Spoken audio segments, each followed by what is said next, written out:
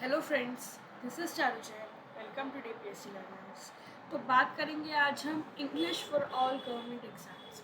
Basically मैं इस video में आपको सारे जो भी आपकी गवर्नमेंट एग्ज़ाम्स में इंग्लिश आती है, चाहे वो सीटेट हो, चाहे वो DSSS हो, चाहे वो KVS हो या और किसी फील्ड से भी जो भी गवर्नमेंट एग्ज़ाम्स होते हैं जैसे कि SSC वगैरह, उस सब के लिए आपको ये जो इंग्लिश की मैं वीडियोस अपलोड करूँगी, अभी की सीरीज़ स्टार्ट करूँगी, वो आपको बहुत यूज़फुल रहेगी।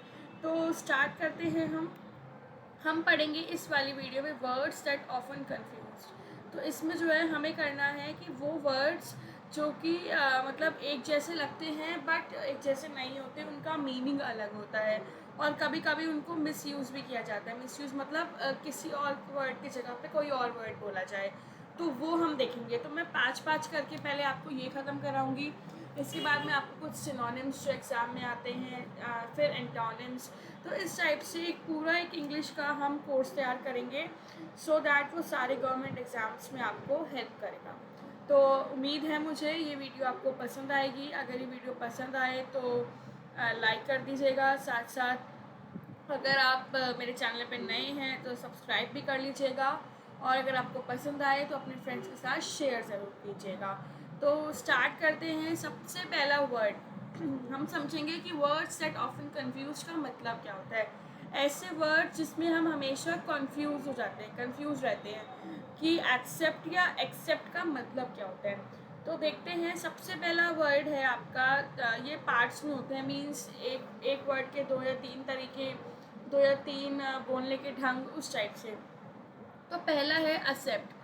तो एक्सेप्ट में अगर हम बात करें तो हम सबको पता है, जैसे कि फ्रेंड रिक्वेस्ट एक्सेप्ट करना, या फिर कोई चीज़ मुझे मिली है उसे मैंने एक्सेप्ट कर लिया, उसको बोला जाता है एक्सेप्ट। तो इसका हिंदी में अर्थ है स्वीकार करना, और इसको इंग्लिश में बोलेंगे टू रिसीव अ थिंग, कि कोई चीज़ को रिसीव करना, एक्सेप्ट करना। अब इसका अगर सेंटेंस की मैं बात करूँ तो सेंटेंस ये है, it was still hard to accept what they had done. ये अभी तक बहुत हार्ड है ये चीज़ को स्वीकार करना कि क्या उन्होंने ये किया है, उन्होंने क्या किया है ये, राइट। आप नेक्स्ट वर्ड के ऊपर और चलूँ तो एक्सेप्ट, ऊपर वाले को बोलते हैं एक्सेप्ट और इसको बोलते हैं एक्सेप्ट।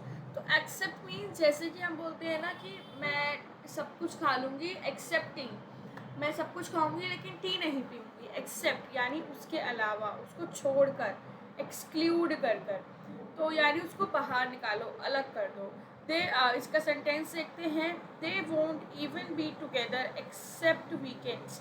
वो कभी साथ नहीं रहते, साथ नहीं होते वीकेंड्स को छोड़कर, यानी वो सिर्फ वीकेंड्स पे साथ रहते हैं। तो आई होप ये फर्स्ट आपका वर्ड का समझ आया होगा आपको।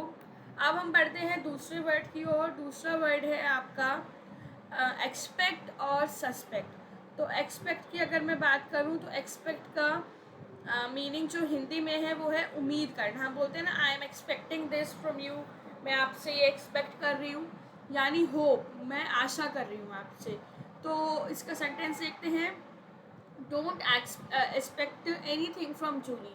जूली से कोई भी चीज़ की उम्मीद मत रखो। बोलते हैं ना कि मुझसे उम्मीद मत रखना, तो उसको बोला जाता है एक्सपेक्ट। अब अगर मैं सस्पेक्ट की बात करूँ तो सस्पेक्ट का पहले हम मीनिंग देख लेते हैं, आशंका करना। आशंका करना मतलब जैसे कि किसी चीज़ पे हमें शक हो रहा है, आशंका हो रही है, और इसका इंग्लिश में मीनिंग होगा टू एप्रीहेंड, कि एग्ज़ाम में आते हैं।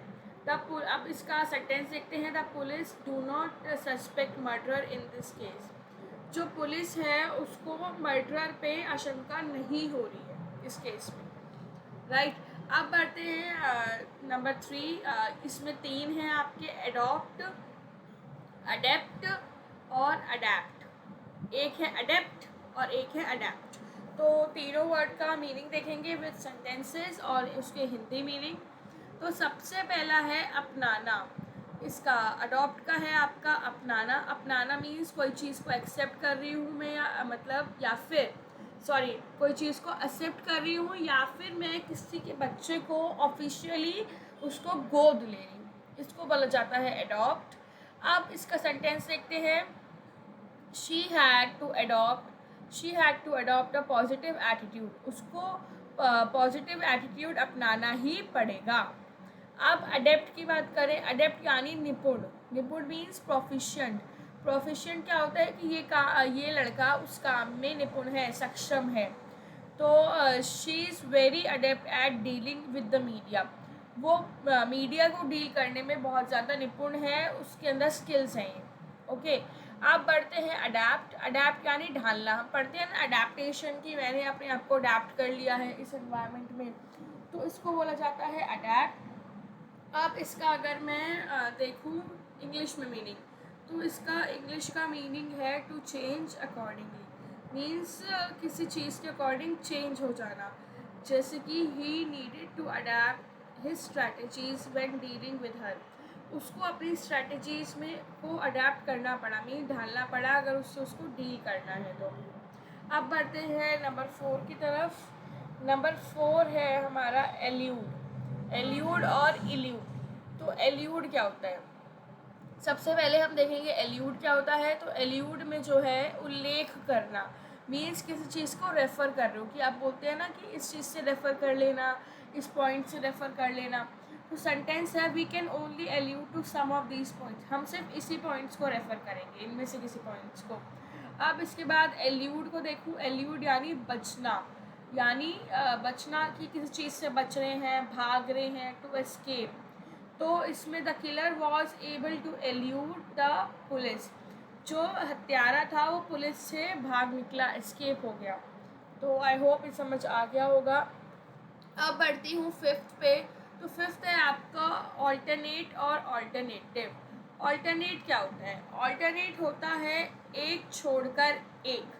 हम बोलते हैं ना कि मेरी क्लासेस ऑल्टरनेट डेज में चल रही है, जैसे MWF या DTS, तो वन आफ्टर अनदर, एक के बाद दूसरा, उसको बोलते हैं ऑल्टरनेट ऑप्शन। जैसे कि अगर कोई एग्ज़ाम है तो एक ओपन बेस्ड हो रहा है और एक रिटन बेस्ड, मतलब ओपन बुक बेस्ड होगा, और एक होगा कि आपको बिना बुक खोले करना है, तो वो ऑल्टरनेट ऑप्शन है ओपन बुक। तो इसको बोला जाता है ऐसे ऑल्टरनेट। अब इसका सेंटेंस की बात करूँ तो we took an alternate route because of the traffic, हम इस रूट को छोड़कर दूसरा रूट ले लेंगे क्योंकि ट्रैफिक हो रहा है। अब ऑल्टरनेटिव की बात करूँ, ऑल्टरनेटिव्स क्या होता है, तो ऑल्टरनेटिव होता है विकल्प यानी सब्सटीट्यूट। सब्सटीट्यूट का अगर हम सेंटेंस पढ़ें तो he had to make alternative arrangements, उसको जो है दूसरा अरेंजमेंट करना पड़ेगा, इसका सब्सटीट्यूट, ये नहीं तो चलो दूसरा।